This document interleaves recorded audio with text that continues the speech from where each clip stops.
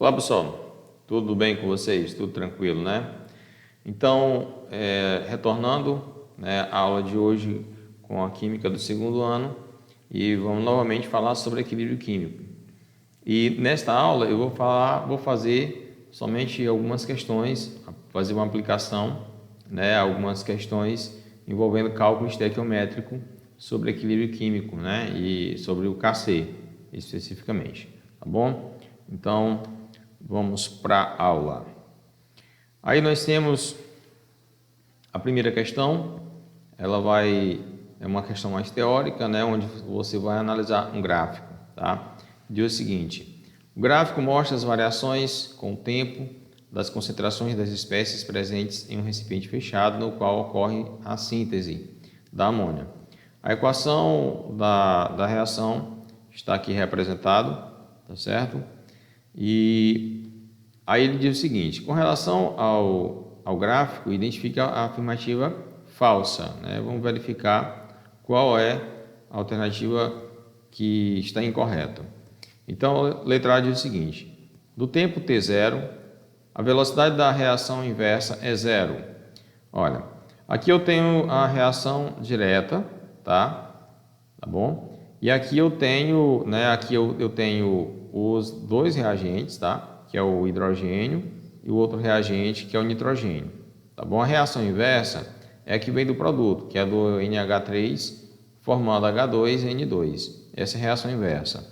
E a reação inversa é representada pela linha laranja, aqui, ó, por essa linha amarela. Então, no tempo zero, a velocidade da reação inversa é zero. Então, está correto, tá bom? Está aqui, ó. Nós temos aqui, né, se não tem concentração, então a velocidade vai ser zero. Na letra B, no tempo T1, as velocidades das reações direta e inversa são iguais. Veja bem, T1, bem aqui, ó. A velocidade das reações em T1, tá? Elas não são iguais ainda. Por quê? Porque eles ainda não atingiram o equilíbrio químico, tá bom? Após o equilíbrio, é que as velocidades das reações diretas e inversas se tornam iguais, tá certo? Então, assim, no instante T1, as velocidades das reações diretas e inversas são iguais. Então, já achei uma alternativa incorreta, tá? Letra B, tá bom? E o seguinte, letra C, no instante T2, o sistema está em equilíbrio? Ó, T2, sim. Por quê? Porque as linhas estão paralelas, né? Quer dizer que as concentrações dos reagentes e produtos, né, são constantes ao decorrer do tempo. Então, significa dizer que está em equilíbrio. Então, se está em equilíbrio, o sistema, as velocidades das reações diretas e inversas são iguais. Então, está em equilíbrio. Na letra D, diz o seguinte: no tempo T2, as velocidades das reações direta e inversa são ambas diferentes de zero, tá? Em T2, tá bom? Sim, está correto, tá? Logicamente, a velocidade das reações são diferentes de zero, então também está correto. Então, a única alternativa que está errada seria a letra B, tá certo? Então, ter cuidado com a análise de gráfico, tá bom? Fazer essa análise corretamente para verificar o ponto em que o sistema entrou em equilíbrio. Ele entrou em equilíbrio a partir desse ponto bem aqui, tá? Ó, você verifica que a partir desse ponto as três linhas tornam-se paralelas uma à outra. Então, quer dizer que nesse ponto, a partir desse instante aqui, as concentrações se tornam constantes, eles não mudam mais as concentrações, e quer dizer que a velocidade da reação direta e inversa tornou-se igual, tá? V1 igual a V2. Beleza? Vamos adiante. Questão 2 vai tratar somente da ideia de Kc e Kp, tá? Mas não vamos trabalhar com concentração ainda, somente para representar, né, genericamente a equação do Kc e do Kp. Que diz o seguinte: para a reação representada por, eu tenho ferro, água formando óxido de ferro e hidrogênio. Ele quer que você encontre, né, as constantes de equilíbrio Kc e Kp, né, que está melhor representado por uma dessas alternativas. Beleza. Então, vamos lá, vou adiantar para você aqui uma ideia. Sempre que você for trabalhar com o KP, né, que é a constante de equilíbrio em função das pressões, você deve levar em consideração, né, o KP, tá? Esse KP aqui, constante de equilíbrio em função das pressões. Só leva em consideração substâncias que estão no estado gasoso, tá bom? Então, logicamente, eu tenho o óxido de ferro sólido e tenho o ferro sólido. Então, esses dois não entrarão na constante de equilíbrio. Portanto, letra A já está fora, tá? Bem aqui, tanto para o KC quanto para o KP, tá? Para o KC também, o KC é constante de equilíbrio em função das concentrações, tá? Então, para o KC, o que está no estado sólido também não vai entrar. Então, letra A já está eliminado, porque aqui ele colocou a concentração de ferro e de óxido de ferro, então já está eliminado, tá bom? Letra B também está eliminado. Letra C está eliminado, tá? Você verifica bem aqui que ele colocou. Letra D também colocou, está no estado sólido. Então, pronto. Não precisa nem você olhar a questão do KP aqui ao lado, tá? Você já vai eliminando o que ele colocou que está no estado sólido, porque não pode entrar, quer dizer, não faz diferença, tá? Então, o que sobrou foi a letra E, tá? Aqui é o seguinte, o KC, constante de equilíbrio são das concentrações. Então, você vai colocar concentração dos produtos sobre os reagentes. Então, o produto do KC, eu só tenho que está no estado gasoso, né? Só tenho hidrogênio, tá? Que eu tenho H2 elevado a 4, lembrando que o coeficiente estequiométrico, né? O coeficiente vai ser o expoente da concentração sobre, eu tenho água, né? Vapor de água aqui, estado gasoso, vapor de água. Eu tenho H2O elevado a 4, porque o coeficiente dele aqui vai ser 4, tá bom? Beleza. Para o KP, tá? Vai ser a mesma coisa, né? A equação do KP é igual ao KC. Por quê? Porque as substâncias que estão no estado gasoso, né? Para o KC são as mesmas, o estado gasoso que vai para o KP. Então, ficaria a pressão elevada a 4 hidrogênio e a pressão elevada a 4 hidrogênio. Elevada a 4 por quê? Porque os coeficientes aqui são 4 para ambos. Então, a alternativa correta seria a letra E. Beleza? Vamos adiante. Terceira questão. Diz o seguinte. O pentacloreto de fósforo é um reagente muito importante em química orgânica. Ele é preparado em fase gasosa por meio da reação.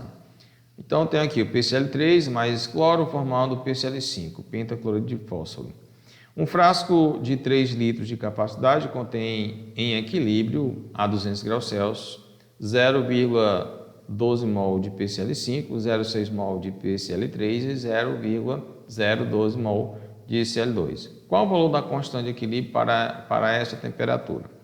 Beleza. Quando você vai calcular a constante de equilíbrio, você tem que lembrar. A constante de equilíbrio, o cabo KC, é a constante em função das concentrações. Então, você tem que calcular a concentração, né, que é a concentração molar ou concentração de quantidade de matéria, que é aquela razão em que você faz, né, que lembrando aqui, tá, lá da parte de soluções, que a concentração, era esse Mzão aqui, tá? Ele era a razão, né, bem aqui, entre o número de mols, tá? Dividido pelo volume, tá? Então, ele informou aqui o número de mols para cada substância. E o volume aqui é 3 litros. Então, o que ele fez em primeiro ponto? Calcular a concentração para cada um deles, tá? Essa quantidade de matéria já é do equilíbrio, tá? Já está em equilíbrio. Você não precisa mais fazer cálculo de reação aqui, não. Então, é só você dividir, tá? Para o PCl3, é 0,6 mols. Divide por 3, que são 3 litros, vai dar 0,2 mol por litro. Para o cloro, eu tinha 0,012 mol, dividido por 3, daria 0,004 mol por litro. Para o PCl5, eu tinha 0,12 mol de PCl5, e dividido por 3, eu vou encontrar 0,04 mol por litro, tá bom?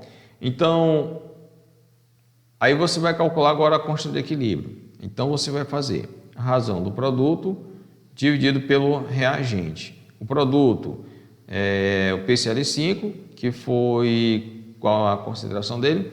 0,04, tá? Dividido por a concentração de PCl3, que foi 0,2, bem aqui, vezes a concentração de Cl2, que é 0,04 mol por litro. Então, fazendo aqui os cálculos, a concentração molar final, ou Kc, melhor dizendo, constante de equilíbrio, ficou sendo igual a 50 mol por litro. Né? No caso aqui, colocou mol por litro a menos 1, mas a gente considera que não tem unidade de medida por ser uma grandeza adimensional, tá bom? Então, essa é uma questão simples, onde ele já dá o valor da quantidade de matéria, né, no equilíbrio, você só vai dividir pelo volume para encontrar a concentração. Depois joga na fórmula do Kc e encontra o valor da constante de equilíbrio, beleza?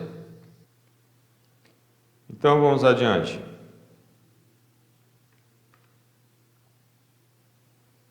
A quarta questão diz o seguinte: após seu desgaste completo, os pneus podem ser queimados para a geração de energia.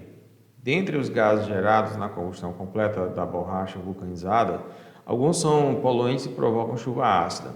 Para evitar que escapem para a atmosfera, esses gases podem ser borbulhados em uma solução aquosa contendo uma substância adequada. Considere as informações das substâncias listadas no quadro. Aqui ele nos dá algumas substâncias e nos dá algumas reações químicas, tá? E o valor da constante de equilíbrio. Aí diz o seguinte: dentre as substâncias listadas no quadro, aquela capaz de remover com maior eficiência os gases poluentes é.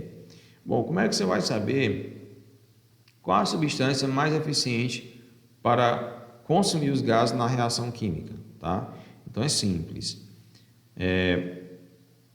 A constante de equilíbrio, tá? Ela nos informa, ela nos diz se uma reação ela favorece mais o reagente ou se favorece, né, mais o produto, né? Uma chamada reação, né, de boa eficiência, de alta eficiência, tá? Quer dizer, uma reação de alta eficiência é aquela reação que sobra pouco reagente no equilíbrio, tá? Então, quem é o reagente que eu quero eliminar? É os gases poluentes, tá? Provenientes da queima da borracha. Então, aqui nós temos o fenol, a piridina, metilamina, temos o hidrogenofosfato de potássio e hidrogenosulfato de potássio. Agora você vai analisar a constante de equilíbrio, tá? Assim, esqueci. A reação mais eficiente, tá, é a reação em que eu tenho constante de equilíbrio de maior valor, tá? Quanto maior o valor da constante de equilíbrio, mais favorável será a formação de produtos, tá? Quer dizer, vai ser consumido mais reagentes possível e formar produtos, né? Muitos produtos. Quer dizer, são substâncias que, no caso da questão aqui, são de baixo poder de poluição, tá bom? Então, vamos lá. A gente tem aqui, né, 1,3 vezes 10 menos 10, menos 9, menos 4, menos 2 e menos 2. Vamos lá. Esses valores, né, são muito pequenos, é uma constante de equilíbrio uma constante de equilíbrio muito pequena. Então, isso quer dizer que é uma reação de baixa eficiência, tá? Ou seja, o fenol não pode ser nem a piridina, nem a metilamina, né? Então, você vai ter um desempate técnico entre esses dois rapazes aqui, né? Que é o hidrogenofosfato de potássio e hidrogenosulfato de potássio. Então, quem é maior dos dois, né? Quem tem maior constante de equilíbrio? Vai ser esse aqui, né? 3,1 10 a menos 2, é o maior. Então, quer dizer que o hidrogenosulfato de potássio é um reagente que pode ser usado para borbulhar juntamente com esses gases para consumi-los, né? Porque vai ser uma reação de melhor eficiência dentre os reagentes que tem aqui, né? Esse é o reagente que vai conseguir consumir esses gases com maior eficiência, tá bom? Então, nós temos aqui o hidrogenosulfato de potássio, portanto, você vai marcar a letra E, tá bom? Essa questão 5, né, eu fiz aqui a resolução separada, né, eu fiz aqui à mão, para ficar melhor de entender. Vamos lá. A questão 5 é uma questão que vai envolver a parte de estequiometria, tá? Onde eu coloquei o seguinte: a uma dada temperatura, 2 mols de hidrogênio e 1,5 mols de iodo foram colocados em um balão de 10 litros. Estabelecido o equilíbrio, né? Aí tem a equação do equilíbrio, encontra-se no balão 1 mol de HI, né? Que é o iodeto de hidrogênio. Calcular, né, a constante de equilíbrio, né, do sistema. Beleza. Então vamos à resolução aqui. Aqui eu coloquei a equação, tá? A equação que é o hidrogênio mais iodo formando iodeto de hidrogênio. Beleza. Então aqui eu tinha, no início, né, eu tinha 2 mols de hidrogênio, 1,5 mol de iodo, e no início, claro que eu não tenho nada de iodeto de hidrogênio, que ainda não ocorreu nenhuma reação. Quando reagem, quando reagem, vai sobrar, né, os dois reagentes, hidrogênio e iodo. Mas quanto foi consumido de cada um deles? O que vai nos dizer é o iodeto de hidrogênio, porque ele informou na questão que formou, né, no equilíbrio 1 mol de hidrogênio, ou 1 mol de iodeto de hidrogênio, tá bom? Então você vai fazer aquela chamada regra de 3 simples para determinar o consumo de hidrogênio e de iodo. E aí, descobrindo o que foi consumido, eu vou diminuir. Eu tinha 2 mol, foi consumido 0,5, sobrou 1,5, tá? Eu tinha 1,5 mol de iodo, foi consumido 0,5 mol, sobrou 1 mol. Beleza. E aqui o iodeto de hidrogênio vai continuar sendo 1 mol, porque é o que se formou. Mas como é que eu encontrei esses valores? Sim, da seguinte forma. Eu fiz a seguinte relação, né, de regra 3 simples. Observe a proporção na equação estequiométrica, né, equação balanceada. Eu tenho 1 mol de hidrogênio para 1 mol de iodo, formando 2 mols de iodeto de hidrogênio. Então, eu fiz a seguinte relação. Para determinar o consumo de hidrogênio, né, se eu tenho 1 mol, né, 1 mol de hidrogênio está para 2 mols de iodo. É o que eu fiz aqui, ó. E se eu tinha 1 mol de iodo, que se formou aqui, 1 mol de iodeto de hidrogênio, que é o HI, vai consumir quantos mols de H2? Então, eu expliquei meio para os extremos e descobri que foi 0,5 mol. Da mesma forma, eu fiz para descobrir o consumo de iodo, né? Eu fiz a relação, 1 está para 2, bem aqui, ó, 1 está para 2, assim como 1 mol de HI está para X. Assim eu descobri quantos mols de iodo foi consumido. Então, mesma coisa, ó, 2 vezes x, 2x igual a 1. Então, eu tenho x igual a 1 meio, que é igual a 0,5 mol. Então, aqui foi o consumo de iodo. Aí eu fiz o cálculo, simples. Eu tinha 2 mol, foi consumido 0,5, sobrou no equilíbrio 1,5. Para o iodo, eu tinha 1,5, foi consumido 0,5 na reação, sobrou 1 mol no equilíbrio. E eu tenho, que se formou no equilíbrio do HI, foi 1 mol. Portanto, aqui são os valores que eu vou calcular para determinar a constante de equilíbrio. Só que, por enquanto, o que eu achei aqui foi a quantidade de matéria. Eu não achei ainda a concentração, porque o Kc é a constante de equilíbrio em função das concentrações. Então, eu ainda vou calcular essa concentração, que a concentração é dividir o número de mols pelo volume. Então, eu fiz aqui para o hidrogênio. Eu tinha 1,5 mol, tá? O que sobrou, né? 1,5 mol no equilíbrio dividido por 10 litros, né? Que é o volume da solução.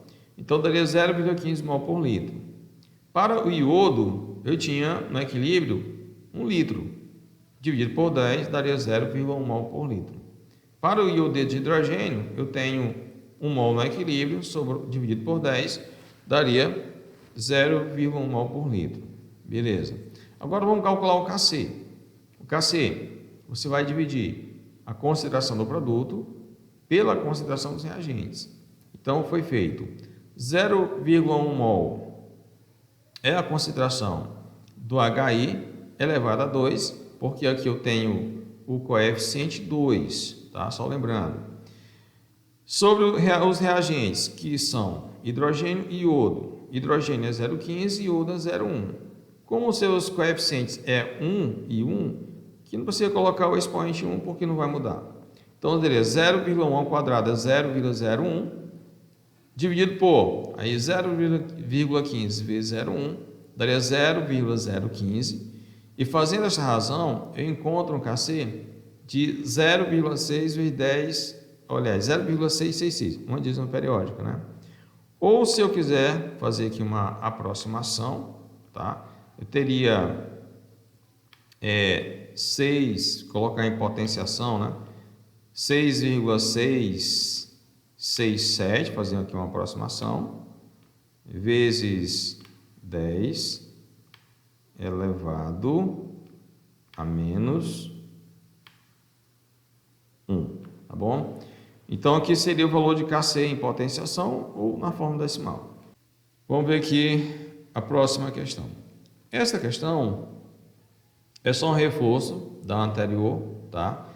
É uma questão de mesmo padrão, né? De mesma resolução, tá? Eu só coloquei essa questão para a gente reforçar essa ideia.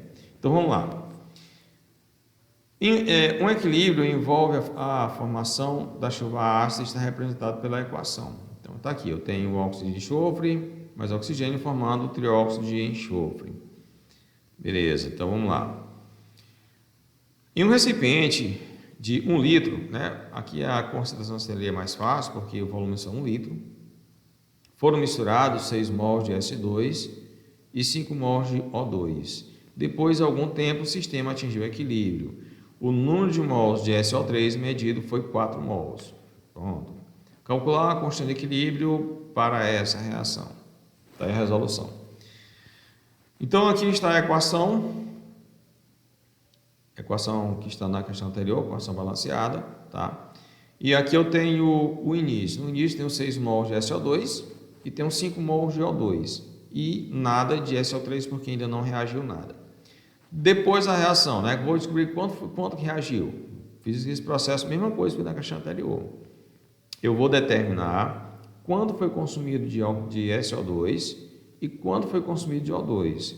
Então, faça a seguinte relação. Eu tenho 2 mols de SO2 para 2 mols de SO3, né? Por que usar o SO3? Porque diz que se formou 4 mols de SO3 no equilíbrio. Portanto, é o que eu vou trabalhar. Tá? Se formou 4 mols disso aqui, vai ser proporcional ao consumo desse aqui também. Então, se eu tenho 2 está para 2, 4 está para x. Então, 2x é igual a 2 vezes 4, só cancelando 2 aqui para ser mais simples. Eu tenho um consumo de 4 mols de SO2. Se eu tinha 4 mols no início, foi consumido 4, né? Reagiu 4 mols, o que sobrou no equilíbrio? 2 mols de SO2. A mesma coisa eu faço para o oxigênio. Eu tenho um O2, né? 1 O2, aqui é o 1, está para 2 SO3. Se eu tenho no equilíbrio 4 mols de SO3, eu tenho foi consumido quanto de oxigênio. Então, eu tenho 2x igual a 4, aí o 4 dividido para 2, tenho 2 mols, né, de oxigênio que foi consumido. Se eu tinha 5 mols, tirei 2 mols, né, foi consumido 2 mols, que sobrou 3 mols. E no equilíbrio eu tenho 4 mols de CO3. Pronto. Agora, o próximo passo é determinar a concentração e quantidade de matéria para as 3 substâncias, né, reagentes e produtos. Então, vai lá. Para o SO2, eu tinha no equilíbrio 2 mols dividido para 1 litro, né, 2 mols por litro. Para o oxigênio, mesma coisa. 3 mols dividido para 1 litro, 3 mols por litro. E para o SO3 eu tenho 4 mols dividido por 1 litro, 4 mols por litro, que é mais simples, tá? Tanto faz, pode ser 10 litros, 100 litros, você vai dividir da mesma maneira.